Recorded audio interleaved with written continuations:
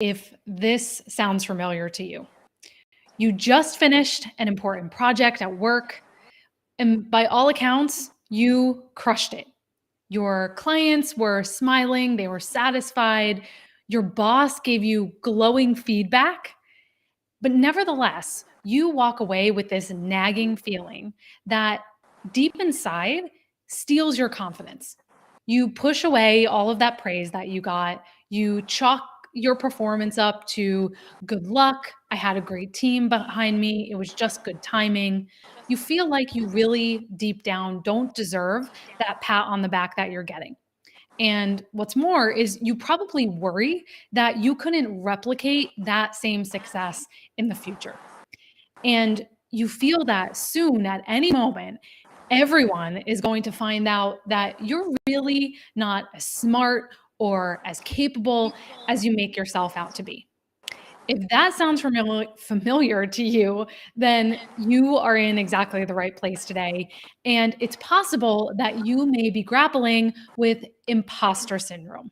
And you are not alone. So many of us, 70, over 80% of us, struggle with these feelings of inadequacy. And that's exactly what we're going to be talking about today.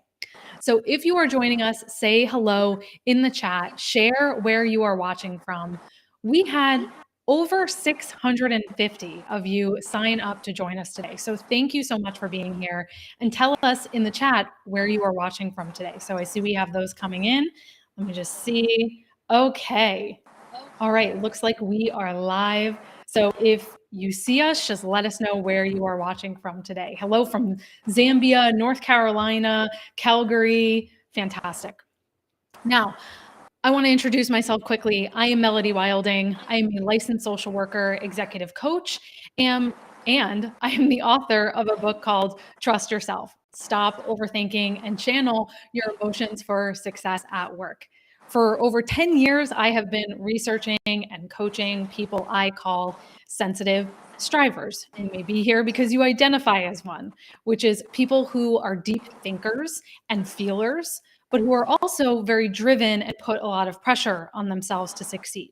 And so this combination can have a lot of upsides, but the biggest challenge I see people like this face, and that I work with clients to help them overcome, is imposter syndrome, that feeling of inadequacy we were just mentioning.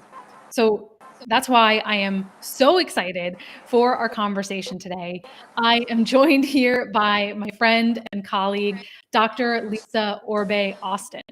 Lisa is also an executive coach. She is a licensed psychologist, and she is a partner with her husband in Dynamic Transitions Psychological Consulting. What's even better is that she is the author of two books that I want to encourage you to get. Her first book is called Own Your Greatness: Overcome Imposter Syndrome, Beat Self-Doubt, and Succeed in Life. And she's also the author of this new book here, called Your Unstoppable Greatness: Break Free from Imposter Syndrome, Cultivate Your Agency, and Achieve Your Ultimate Career Goals. So Lisa, thank you so much for joining us today. Thank you for having me. Well,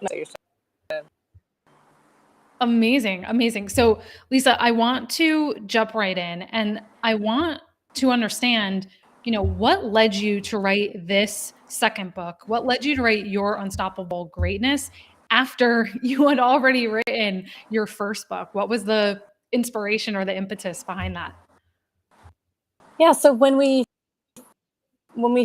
experience of having readers do the book, we were and they were barely, we're seeing about a 30% decrease in them do internal work. But one of the things that we were into toxic environments, difficult cultures, their work, and they were having trouble sticking. So we taught them in book one that the issues of the culture, the issue of bosses, and how to really maybe trying to backslide you because of imposter syndrome. So that's really. Yeah, Lisa, I do hear in the chat, and you and I were trying to solve this beforehand, that we are having a lot of breaking up. So I know Lisa was saying that she was hearing from folks who were having trouble after her first book going through that and applying it in toxic workplaces. Um, and I want to say I see this all the time, especially with sensitive strivers who are attracted to workplaces where they feel like I can try to fix things here. I can try to make things better, right? And in the end, it only ends up amplifying their sense of self-doubt because of the environment that they find themselves in. So, Lisa, let's hope our let's try it without the headset. Hmm. All right. Well, let's go on to our next question. Let's see if the audio cooperates with us. Could you share? You have a 3A model in the book that I thought was really interesting for developing that unstoppable greatness. What are those 3A's? Yeah, so the first A is agency. It's sort of being able to reconnect to the things that matter to you. Because can you hear me clearly? Yes, Okay, much better. excellent. So it's really about one of the things that we notice when people actually do the work around imposter syndrome is that oftentimes their own goals, their own passions, their own dreams have often been either submerged or never existed. And so what we do in that first part of the first book is help them really connect to their agency and really find their sense of what are their dreams, what are their hopes, what are the things that they wanted. Sometimes it's the first time they're actually even processing this. And so we're really trying to help them reconnect with that experience. The second piece of the book around assessment, the second A, is really about assessing the systems that you grew up in that started the imposter syndrome and the kinds of things that you were exposed to that you may still be unconsciously attracted to. For example, narcissistic, you maybe have had a narcissistic parent that may lead you to a narcissistic boss. And so really helping you to do some of that deep dive work around what are the systems that you were attracted to because of the system that you grew up in. And then the third piece of the book is really about really helping you to actualize and not only be a healthier person as a leader, as a worker in work, but also to be able to create healthier cultures, be able to make your contribution to creating healthier spaces. So that last piece is really thinking, when you have imposter syndrome, we often think about, it's only me, I'm the one who's sort of dealing with this and feeling like I'm not necessarily that good. But we also can perpetrate it outward to others. We can micromanage others. We can be very toxic when it comes to people making mistakes. So really taking a deep dive look at the ways in which it may show up for us and the way that we work with others and really changing and shifting that. Fantastic. So we had agency, assessment, and actualize, correct? Yes. Yeah. And what I love about this approach, not only does it give you a model to sort of grasp onto, which I think is important because imposter syndrome can feel so overwhelming and it can feel like it just consumes you. So it's helpful to break it down into those three parts. Yeah. But also, it's not just about treating the symptoms, so to speak, right? It's about, I love how you're getting one layer deeper. You're trying to identify root causes here so that you're not just putting a Band-Aid and, oh, I feel confident for a week or a month, but you're really deeply understanding where are these things coming from for me in terms of my background, my personality, the environments or the people I surround myself in, which I think for so many of us actually gives us a greater sense of control. Once we understand something, we can change it much more effectively. So that's fantastic. Yeah, and I think you're pointing to something very important too around this idea that the symptoms and the kind of like, I often hear people say, it's my boss that created the imposter syndrome. Likely it's not your boss that created it. They're just triggering it. Yeah. With the creation came a lot earlier. And if we can get underneath those roots, we can actually make it so that even the most toxic of bosses doesn't trigger you to feel not good enough. And that's what we're looking to do. Absolutely. Having that resilience regardless of the environment that you're in. Absolutely. Yeah. And so speaking of which, you were mentioning bosses and we were talking about the environment you grew up in, but also the environment you currently work in makes a big difference. Yeah. So I was wondering if you could talk about what are the organizational factors that you see really contribute to imposter syndrome? And second part of that question, we can get to that separately, which is what are the signs we should be on the lookout for, some of those triggers or factors that we need to be aware of for ourselves? So two of the most common systemic organizational factors that get imposter syndrome started is having a narcissistic parental figure or having codependent family dynamics. And so these are the kinds of environments that become most triggering, especially for people with imposter syndrome. So with a narcissistic boss, they're a boss who can be really sort of very self-centered, very focused on themselves, what's happening for them, and you are instrumental to their success, not in a positive way for yourself, but you're seen as an instrument or a tool. And so as a result of that, you often feel like you're not contributing much. There's not much that you're doing. And so this really reinforces this narrative that you're not good enough or you're a fraud. They're not necessarily very interested in your advancement or what happens to your career. They're not invested in that or helping you do that.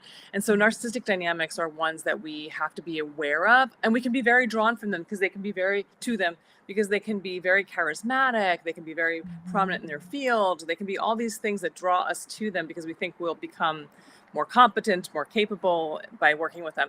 The other one is the codependent dynamics. So the dynamics in which you have to suppress your own needs for the needs of kind of, in some ways, what's considered the greater good, but it really isn't, because oftentimes there's something going on in these dynamics that's quite unhealthy and toxic, that is being covered by this behavior. So oftentimes in these dynamics, you hear these thoughts of like, oh, we're all a family here. We all do what is best for this organization. Like, that if you have your own needs and they're separate from what everyone else's, those needs don't matter as much. And so you're often suppressing your own needs to kind of get along with the larger group, but there's often things going on in there that are pretty toxic. And so I do think and there are many other types of bosses and stuff that are also triggering, but those are the two main kind of systemic issues that I think arise, that I think really trigger us and can get us really locked in or stuck into work dynamics that, despite being toxic, we can't leave or we struggle to leave. Right. Yeah. And it gets back to that sort of fixer approach. I can make this better. Right. Or as you were saying, I see this so often with the people I work with who just tend to be more sensitive and kind and compassionate by nature, that they grew up being the peacekeeper in their home and trying to play the middle person of, I need to keep this person happy and I need to manage this other person's emotions. And they then take on that role in the workplace as well, which can make them feel like they're always second guessing everything. They're always reading into other people's behavior or words or actions. So I think even just I'm seeing the chat here. A lot of people are saying, I wish I knew this 25 years ago. And so I hope. Me too. Yeah, me too. I think for so many of us, light bulbs go off in that moment when we realize, oh, we're replaying dynamics. So what do we do? What do we do about this? We can recognize these triggers, but what do we do in the face of some of these organizational limitations? Because of course, leaving your job is one option, but for many of us now, especially in the economic conditions, it's usually not the best option. So how do we navigate this? Yeah. And so I think that that's such a great question, because I do think that that's one of the fundamental pieces of the new book is like, what can you do? Because I do think that some of the issues that underlie imposter syndrome make it often difficult for us to impact the system. So for example, when we have imposter syndrome, we're very good at being lone wolves. We're very good at accomplishing on our own and doing things on our own. And that comes from why the imposter syndrome developed in the first place, but it often gets in our way of actually being able to make these big changes in a system. And one of the things we talk about in the book is really learning how to build a community around you with a similar mission. And so really learning how, whether it's you're going to do your own ERG within the organization, or you're going to build a kind of informal community, but you're going to work on sort of building community, because it is harder to target a group of people than it is to target one. So if you're trying to make change, the chances you'll get targeted are pretty high. And so the idea is that it's harder to target a larger group of people who are all saying the same thing. And so building community becomes a very central piece of this. And it takes a bit to build community, but building community with the same kinds of concerns and desires to make change. And I think the next piece, is also learning how to set emotional boundaries. And I know with my clients, when I say things like set emotional boundaries, they like short circuit and they're like, how do you do that? I know how to set like a physical boundary, like you can't come over to my house, but I don't know how to set an emotional boundary. And so learning how to do that is really critical. And there are two energy techniques that I super love. One of them is imagining that there's a door on top of your head. And then when you're dealing with the toxic people, you shut the door. And so what's really important about that one, though, is both of them is that you practice them ahead of time before you actually deal with the toxic people. So then when you're working with them, they're going to say the same things that are toxic, but you're going to be less inclined to internalize them or take them in. Yeah. And the other one is one that's most popular with my clients, which is the imaginal shield. And so you imagine a shield over you, and you can pick whatever substance you want. You know, you can pick white light, or you can pick metal, whatever makes the most sense for you. And then when you're dealing with whomever, whatever group, you put up the shield ahead of time. And I've had clients say that they can actually hear the shield go up. It goes clink, clink, clink, clink, clink, so they can hear it go up. And you actually then kind of create this shield. It's not that you don't interact with the people, but you interact with them with this idea of a barrier or a boundary. So learning different imaginal techniques can be really helpful. I think mindfulness and meditation can be really helpful in learning how to keep separation from other people's feelings, and really practicing the skill of, you know, because you were talking about sensitive strivers, which I completely get and understand. And it's like, it's been beneficial to us for many years to be in that particular space. But at a certain point, it may actually be unhelpful for us to continue these. We might have the skill to do it, but sometimes we have to let those skills go in the benefit of ourselves. So while you may be able to read people's emotions and know what they want for you, and that may be a benefit, maybe times you need to turn that off and learn how to be like, I don't care what you're thinking or feeling right now, that's not helpful for me. It actually encourages me to engage in behaviors that are unhelpful long-term for me. And so learning how to do that, I think oftentimes when we can do it in the places that are most loaded, like our families and our friends and our partners and things like that, we can then do it in these other arenas. So practicing it almost everywhere, I think, is also helpful. So those are some of the things. I could go on for days, but I don't want to do that. Well, I love what you said. You know, I always talk about the difference between external boundaries, which you talked about. You can't come over my house. This is the time I end work, versus internal or emotional boundaries, that how much do you allow something to take up space in your mind and in your heart? That comment your boss makes, your performance on a certain presentation, what have you. And I love those imagination techniques. I have a friend, Claire Wasserman. She runs Ladies Get Paid. And she once shared with me that she imagines painting her body in a gold armor before she goes into those tough conversations, as a reminder not to take on the other person's energy. And I always love that. It's kind of like suiting up for that. Yeah, I love that idea. And I see that's resonating with a lot of people in the chat as well. I want to go back to something you talked about earlier, which I see all the time as well, which is that when you have imposter syndrome, you lose the ability to think about what you want for yourself, your goals, your dreams, because you're almost just so attuned to and reactive to what's happening around you, and you start playing so much smaller. So how can we rebuild that muscle? How can we, rethink what it means to dream for ourselves? Because it really is, it's a practice. Yeah, I mean, I think it's really a great point. It's a practice. And oftentimes we are unpracticed in this practice. And oftentimes it feels selfish or self-centered. What's I find to be incredibly fascinating, I think, about people with imposter syndrome is oftentimes when you look at them on the outside, it looks like they have the dream. You know, I've worked with rocket scientists and architects and engineers, and some of them don't want that. And that's on the outside so confusing to people. They're like, you have the dream. You went to the Ivy League University, you have the doctorate, you have the this, you have the that. But inside, that's not what they ever wanted. They actually followed this path, and now they're here. And so I do think sometimes thinking about your dreams can be incredibly discombobulating, because you're sitting in what people think is a dream, and it actually is your nightmare, or something that's not making you fully happy in the way that it's showing up today.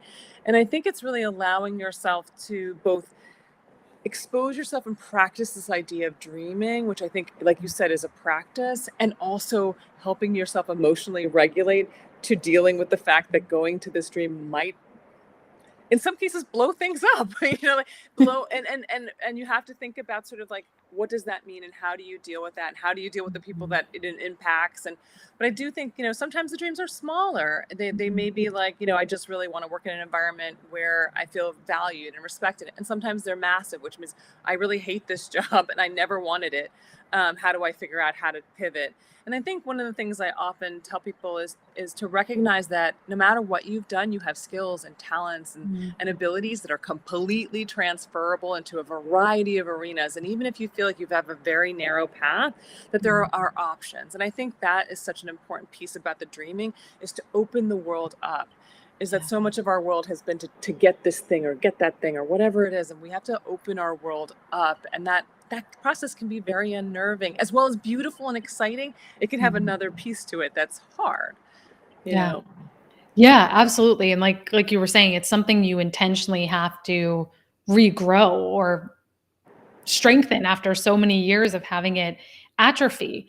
And I just want to add on that, I think you were pointing to this in some of your earlier comments, that when we have imposter syndrome, we're always thinking about what's the worst that could happen here? What is somebody going to say about me? Will this mean I'll be fired? Or we default to that catastrophic thinking, right? And I think what you're pointing out is allowing ourselves to not only dream, but think about what's the best that could happen here, instead of just automatically defaulting to that defensive position of how do I just myself for catastrophe here. Yeah, and what are the possibilities and how many options are there, as opposed to there being one option, but really allowing ourselves to, like you were saying, like the automatic negative thoughts come into our head when we get triggered. The automatic negative thoughts are catastrophe. I'm not good enough. I don't belong here. Like, they're going to all find out. But really learning how to challenge and counter those and be able to open up a new kind of narrative that says, like, I actually may have done well, and maybe I can be proud of myself, and nothing bad will happen as a result of being proud of myself. Because oftentimes we feel like we cannot take up those successes unless they're perfect, and then someone will call us out otherwise, and that's usually rarely, if ever, happens. And so how do we open ourselves to be able to take in the positive, the good things, the possibilities, all of these things that we have often shut down to just pursue a very narrow path of perfection, which I would love to ask you, what are some of your favorite ways? Because I know you have shared in your first book a lot about, and I think in the introduction for the second book, about your own struggles with imposter syndrome. And I always say, my book is called Trust Yourself because we teach what we most need to learn. So it's very true in my case as well. I think you know that. For you, what has helped you build your own ability to internalize, take in the good, actually accept? I mean, you're incredibly accomplished. So what has helped you actually believe that? I mean, I think that one of the most powerful things that I think has changed me was something that Richard had said to me, my partner had said to me when I was struggling with my imposter syndrome, which he said, when you can work as hard for yourself as you do for others, you're going to be unstoppable. And I think that at first when he would say that, it would just sound like, wah, wah, wah, wah. I just didn't even know what it meant, even though the words are so simple. And I think it's because I didn't know how to work for myself. I didn't know how to commit to myself. I didn't know how to I've been to therapy. I mean, I was at that point a psychologist. I had been to therapy. I'd done those things. I knew how to work in therapy, but I didn't know how to work in the work world for myself. I didn't know how to kind of be like, is this really what I want? Then I can say no. Like, I don't want this. What do I want? Like, can I pursue that? Like, I didn't really know how to have those thoughts. And even though they sound so simple, I just didn't know how to have them. This person thinks I should do this. Okay, that's what I should do. They're respected in the field. I probably should pursue that. I just really didn't have a sense of what I wanted and what I needed. So for me, really, really connecting to what I wanted and what I needed. And even though the thought was absolutely frightening, because for me, what I wanted a private practice. I wanted to have my own business, but nobody in my family had really ever done that successfully. And so my dad had worked for the same company for 41 years. Like, Richard's parents had worked for companies for many.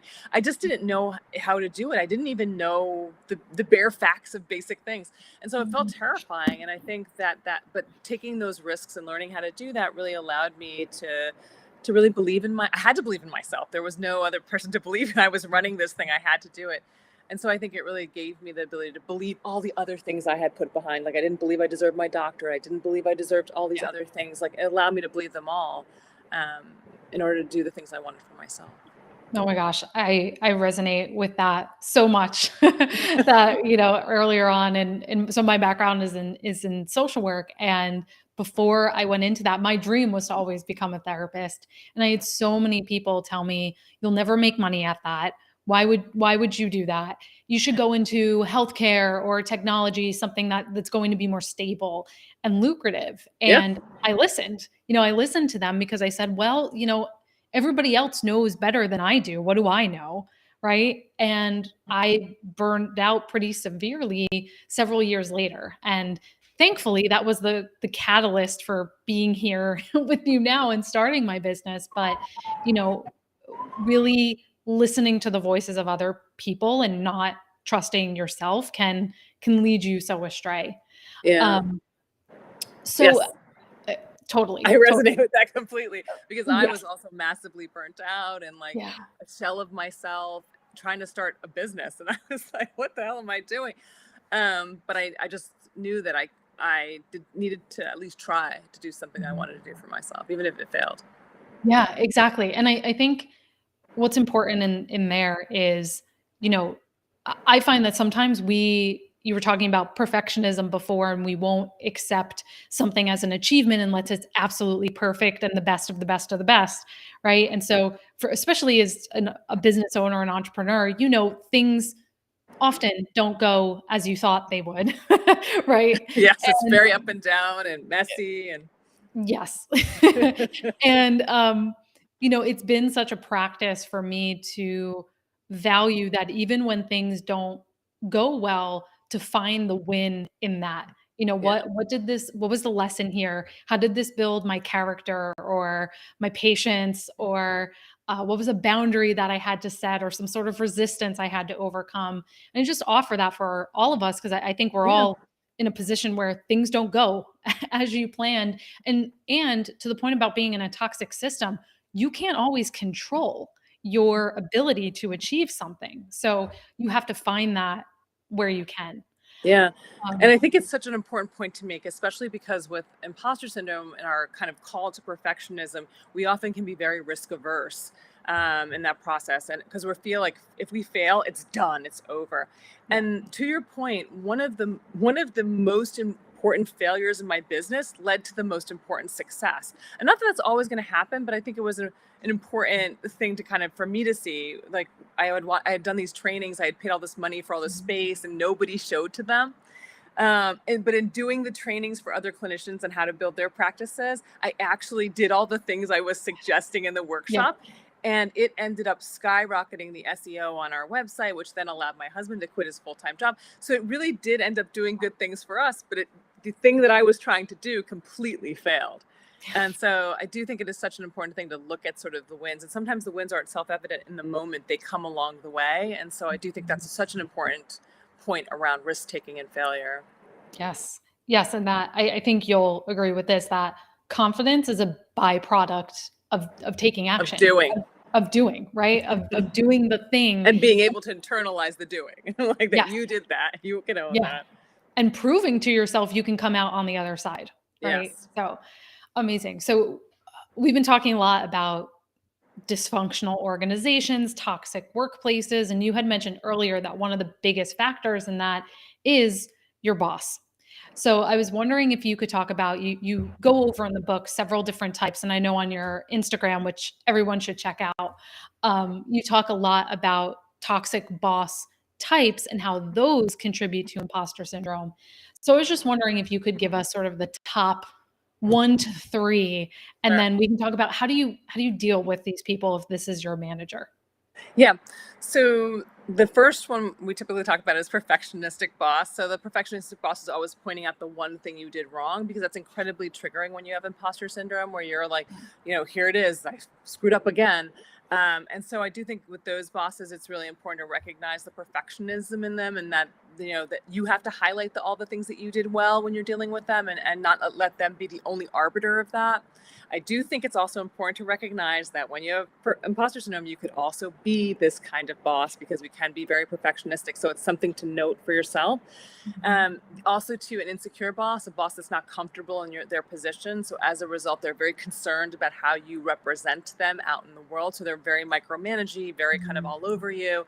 They want you to produce in the same exact way in which they produce, because they don't understand that there are multiple methods to be successful. So it's important with those to kind of recognize that there are many ways to be successful. There are ways to manage micromanaging, so that you don't necessarily feel like you have no choice or control or power agency in your role. Also, this is another one that people with imposter syndrome tend to also exhibit.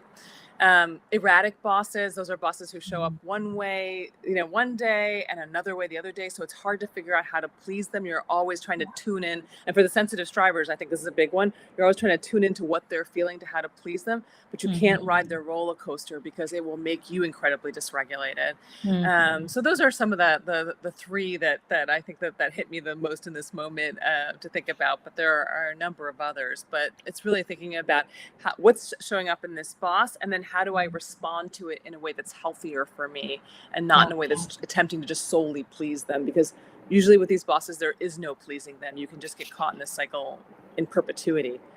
Absolutely. And I was thinking of people who may match those descriptions as you were talking about those. And, I also appreciate too that we can't just play a victim role and say, oh, I have imposter syndrome. You're really encouraging people to look at how to have self-awareness for how is your imposter syndrome projecting onto other people and not helping other people. And I think that's really important for us to take ownership of, that we may be complicit in some of the dynamics we don't like. And that's the last thing I know that people like you and I work with high integrity, with empathy, with compassion. That's the last thing we want to do, is contribute and perpetuate some of these toxic dynamics. So I think it's so important that you may be the perfectionist, right? And you have to look at how may I be recreating that. So so important. So important. I want to encourage, the chat has been blowing up, and I want to encourage, as we're going along, Lisa has shared so many great tips and insights here. We want to hear what is standing out to you the most. What has resonated with you? What are you taking away?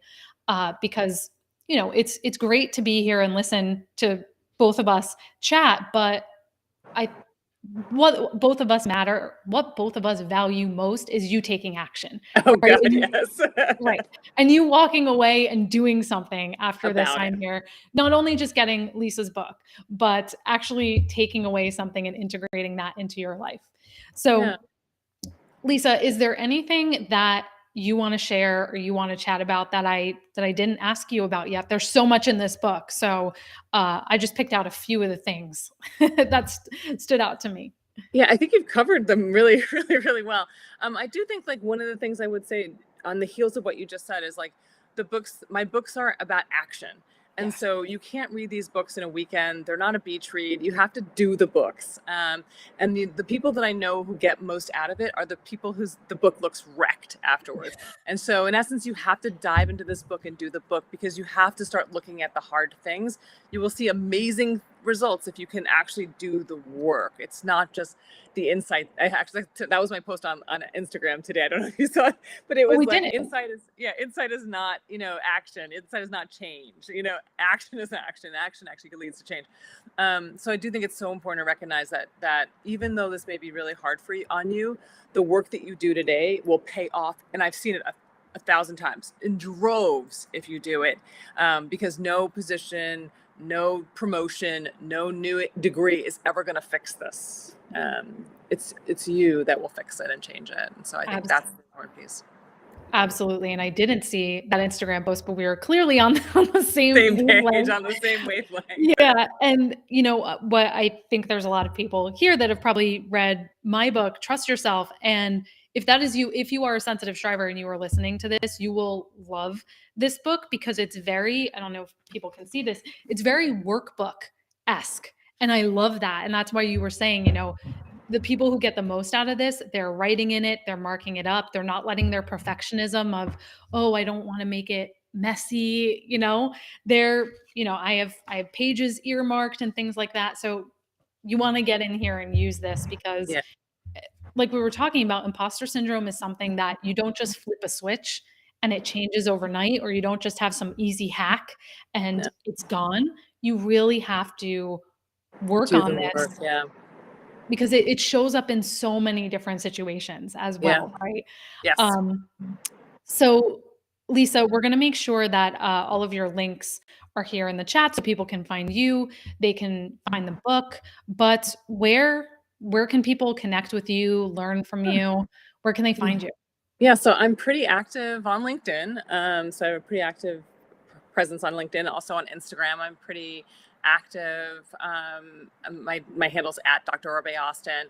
And we are just starting a YouTube channel. So we're experimenting with that. So if you want to watch me experiment and like see where that and watch me potentially fail, there might be beginnings of like explore that one. So we just started a YouTube channel that we're going to be playing with.